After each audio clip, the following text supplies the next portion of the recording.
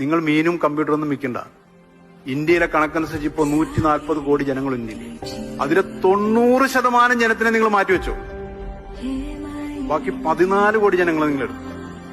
ഈ 14 കോടി ജനങ്ങൾ ഒരു മാസം നിങ്ങളുടെ കയ്യിൽ നിന്ന് 4 തീപ്പെട്ടി വാങ്ങിയാൽ മതി. ടേണോർ എത്രയാണെന്നറിയോ? ഞങ്ങളെക്കാൾ വലുതായി.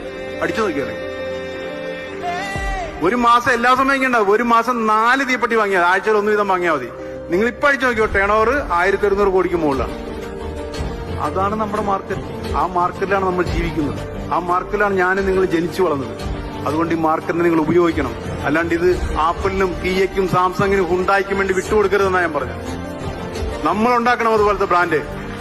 ഇനി ബ്രാൻഡില്ലാതെ ഈ ലോകത്തൊന്നിനും ജീവിക്കാൻ പറ്റില്ല. നമ്മൾ അത്തരം പ്രസ്ഥാനങ്ങൾ വളർത്തിയെടുക്കണം.